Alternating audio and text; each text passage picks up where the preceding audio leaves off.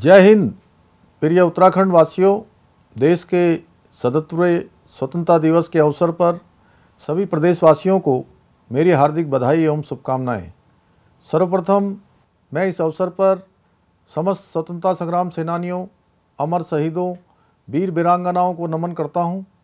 आज के इस शुभ अवसर पर मैं राज्य आंदोलनकारियों को भी श्रद्धापूर्वक नमन करता हूं तथा राष्ट्र के निर्माण के लिए अपना सर्वोच्च बलिदान करने वाले शहीद सैनिकों को श्रद्धांजलि अर्पित करता हूं।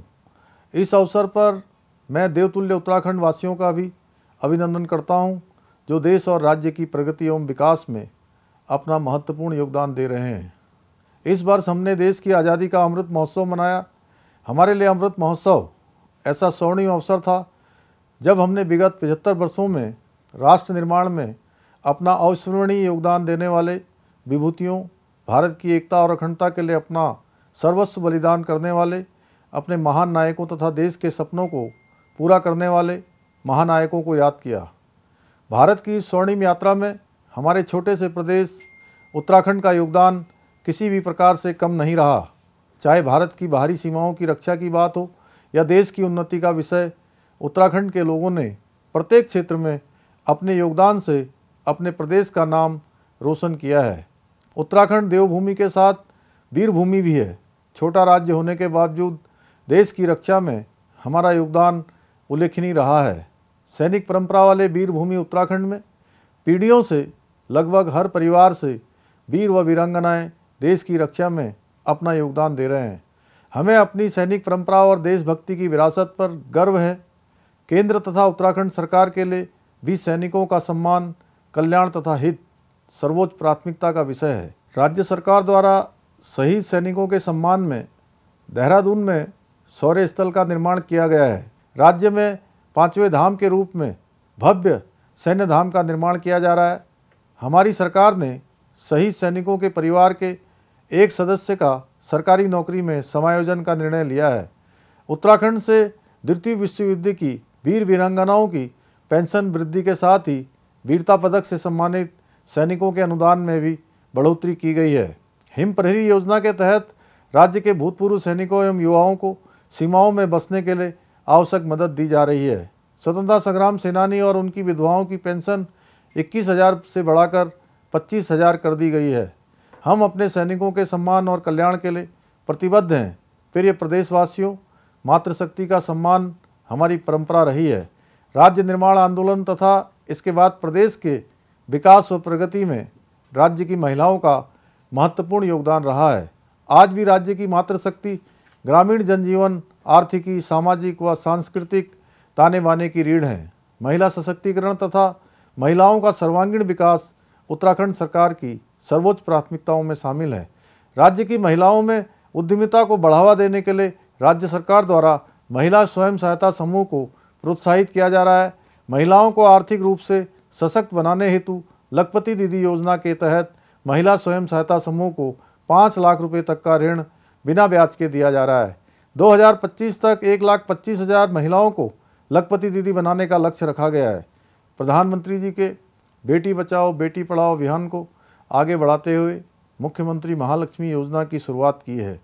इसके तहत प्रथम 2 बालिकाओं के जन्म पर माता और नवजात कन्या शिशु को मुख्यमंत्री महालक्ष्मी किट उपलब्ध कराई जा रही है। हमने आंगनबाड़ी बहनों के मानदेय में बढ़ोतरी की है। आंगनबाड़ी बहनों का मानदेय 7,500 रुपये से बढ़ाकर 9,300 रुपये, मिनी आंगनबाड़ी का मानदेय 4,500 रुपये से बढ़ाकर 6,250 रुपये तथा सहायिकाओं का मानदेय 3,550 रुपये से बढ़ाकर 5,250 रुपये किया गया है।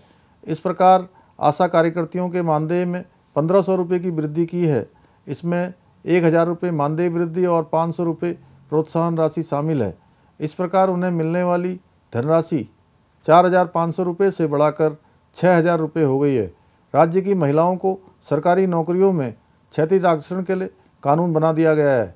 अंत्योदय निःशुल्क गैस रिफिल योजना के तहत वर्ष में 3 गैस सिलेंडर रिफिल मुफ्त दिए जा रहे हैं। इससे हमारी मातृशक्ति को काफ़ी राहत मिलेगी। प्रिय प्रदेशवासियों, उत्तराखंड युवा प्रदेश है। युवाओं का विकास और उन्नति हमारी शीर्ष कल्याण विकास प्राथमिकताओं में है। इस वर्ष युवाओं के हित में राज्य सरकार द्वारा अनेक ऐतिहासिक निर्णय लिए गए हैं। देश का सबसे कठोर नकल विरोधी कानून सीमित समय में लागू कर प्रदेश के लाखों युवाओं का भविष्य सुरक्षित किया गया है। हमारी सरकार ने भर्तियों में घोटाले करने वाले दोषियों के खिलाफ सख्त कार्रवाई की है। राज्य में पहली बार इतने बड़े स्तर पर कार्रवाई की गई है। राज्य में नकल माफिया को जड़ से समाप्त करने के लिए की गई पहल पूरे देश में एक नज़ीर बन गई है। राज्य लोक सेवा आयोग द्वारा जारी कैलेंडर के अनुसार पारदर्शिता के साथ भर्ती प्रक्रिया प्रारंभ की है। हम समूह ग की परीक्षाओं में साक्षात्कार की व्यवस्था समाप्त करने की पहल भी कर रहे हैं। स्वरोजगार के आवेदकों की सुविधा के लिए कैंप लगाकर एक ही स्थान पर सारी औपचारिकताएं पूरी की जा रही हैं। राज्य के युवाओं को देश से बाहर रोजगार के अवसर उपलब्ध कराए जाने के लिए राज्य में विदेश रोजगार प्रकोष्ठ का गठन किया गया है। मुख्यमंत्री कौशल उन्नयन एवं वैश्विक रोजगार योजना को राज्य मंत्रिमंडल द्वारा मंजूरी दी गई है। अब विदेश में रोजगार के इच्छुक युवाओं को उस लिहाज से तराशने का काम भी राज्य सरकार करेगी। इसके अतिरिक्त चयनित होने वाले अभ्यर्थियों को टिकट, वीजा आदि से संबंधित प्रक्रियाओं में भी सरकार मदद करेगी। राज्य सरकार स्टार्टअप को बढ़ावा देने के लिए 200 करोड़ का वेंचर फंड तैयार करने जा रही है। इससे युवा उद्यमियों को सरकारी स्तर पर फंड मिल सकेगा। इसके साथ ही राज्य सरकार द्वारा संघ लोक सेवा आयोग, एनडीए, सीडीएस एवं उसके समकक्ष लिखित परीक्षा पास करने वाले अभ्यर्थी को साक्षात्कार की तैयारी के लिए 50,000 रुपये की वित्तीय सहायता प्रदान की जा रही है। प्रिय प्रदेशवासियों, प्रदेश में भ्रष्टाचार पर प्रभावी नियंत्रण के लिए कई महत्वपूर्ण कदम उठाए गए हैं। भ्रष्टाचार की शिकायतों को दर्ज करने के लिए जनता के लिए 1064 वेब ऐप लॉन्च किया गया है। अपनी सरकार portal, e cabinet, e office, CM dashboard, Utkarsh, CM helpline 1905 सेवा का अधिकार और ट्रांसफर एक्ट की पारदर्शी व्यवस्था अपनाकर हमने राज्य में भ्रष्टाचार के समूल नाश का प्रयास किया है। सरकारी सेवाओं की नागरिकों तक डोर स्टेप डिलीवरी सुनिश्चित करने हेतु हमारी सरकार द्वारा एक नई योजना शुरू की जा रही है। जन प्रतिनिधियों एवं अधिकारियों द्वारा चौपाल लगाकर जन समस्याएं सुनने तथा उनका त्वरित निवारण किया जा रहा है। राज्य सरकार द्वारा संचालित विभिन्न जन कल्याणकारी योजनाओं का आम जन को लाभ मिले, इसके लिए प्रक्रियाओं के सरलीकरण, समाधान और संतुष्टि के भाव पर विशेष ध्यान देने के निर्देश दिए गए हैं। मेरा विश्वास है कि सरकारी कामकाज में प्रक्रियाओं के सरलीकरण से भ्रष्टाचार पर प्रभावी अंकुश लगेगा। प्रिय प्रदेशवासियों, देवभूमि उत्तराखंड अंतर्राष्ट्रीय सीमाओं से जुड़ा सामरिक दृष्टिकोण तथा सांप्रदायिक सौहार्द तथा शांतिपूर्ण माहौल वाला राज्य है। मुझे आशा है कि जल्दी ही हम समान नागरिक संहिता लागू करने वाले देश के पहले राज्य बन जाएंगे। मेरा मानना है कि यूसीसी सबका साथ, सबका विकास, सबका विश्वास के मूल मंत्र की दिशा में बढ़ाया गया महत्वपूर्ण कदम है। आम जन का दृष्टिकोण इस विषय पर सकारात्मक है। इस विषय पर हमें जनता का पूरा समर्थन एवं सहयोग मिल रहा है। राज्य में समान नागरिक संहिता के सभी हितधारकों से वार्ता की जा चुकी है। यूसीसी की उप समितियों ने विभिन्न धर्मों, समुदायों, हितधारकों तथा वर्गों से इस संबंध में विचार विमर्श किया है। यूसीसी कमेटी द्वारा सभी राजनीतिक दलों के साथ भी इस संबंध में बैठक कर उनके सुझाव भी प्राप्त किए गए हैं। मेरा विश्वास है कि यूसीसी पर बनाया गया हमारा ड्राफ्ट अन्य राज्यों को भी पसंद आएगा।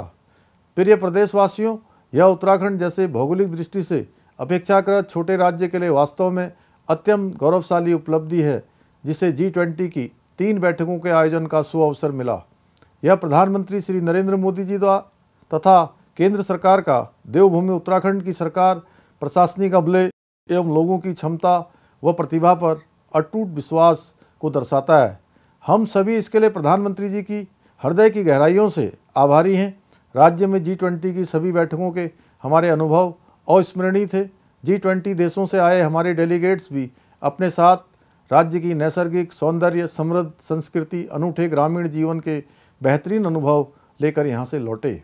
हमारे विदेशी अतिथि देवभूमि उत्तराखंड में बिताए परम आध्यात्मिक क्षणों, दिव्य अनुभूतियों और आत्मिक शांति के अनुभव जीवन पर्यंत याद रखेंगे।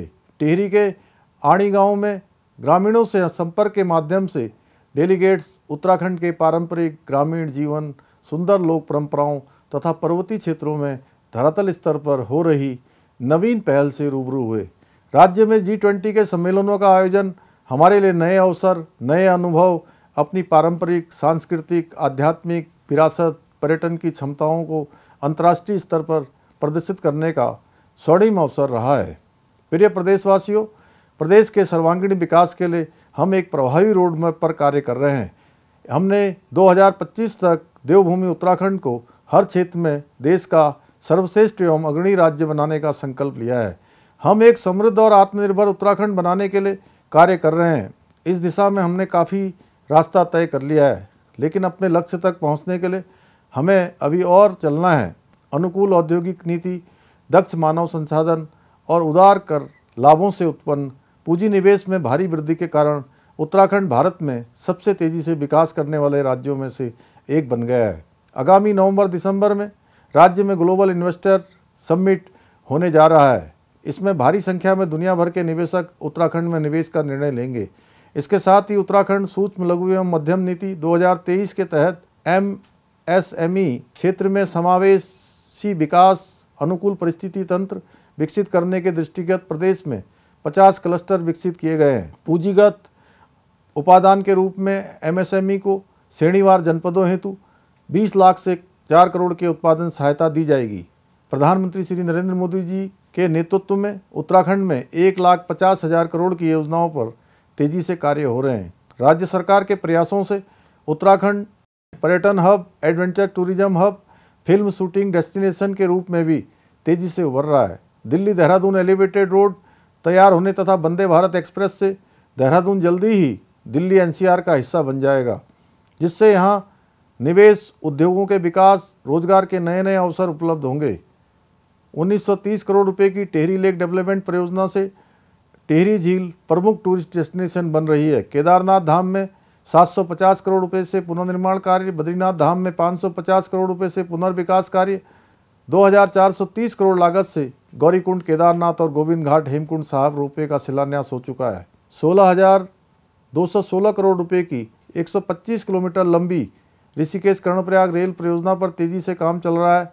इससे प्रदेश में कनेक्टिविटी को मजबूती मिलने के साथ विकास के नए आधार तैयार करने में भी मदद मिलेगी। प्रिय प्रदेशवासियों, हमारी सरकार समावेशी विकास के मूल मंत्र पर विश्वास करते हुए सभी क्षेत्रों के संतुलित एवं समान विकास के लिए कार्य कर रही है।